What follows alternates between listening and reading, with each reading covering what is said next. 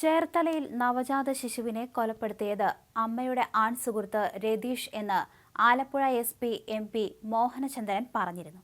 കുഞ്ഞിനെ എന്തു വേണമെങ്കിലും ചെയ്തോ എന്ന് പറഞ്ഞാണ് യുവതി ഇയാൾക്ക് കുഞ്ഞിനെ കൊടുത്തത്.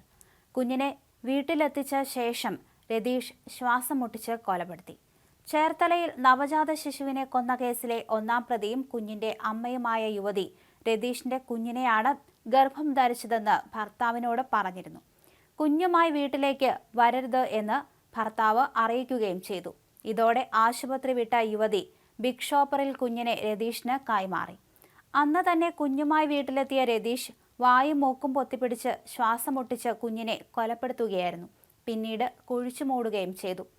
സമൂഹ മാധ്യമങ്ങളിൽ കുഞ്ഞിനെ വിറ്റെന്ന തരത്തിൽ വാർത്ത പ്രചരിച്ചതോടെ കുഞ്ഞിനെ കുഴിയിൽ നിന്നെടുത്ത് ശുചിമുറിയിൽ വച്ചു.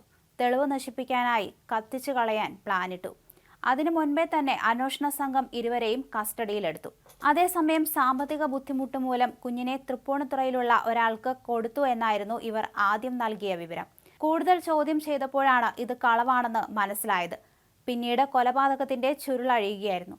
പ്രദേശത്തെ ആശാവർക്കറുടെ സംശയമാണ് ഇത്തരത്തിൽ ഈ ഒരു കൊലപാതകത്തിന്റെ ചുരുളഴിഞ്ഞത്.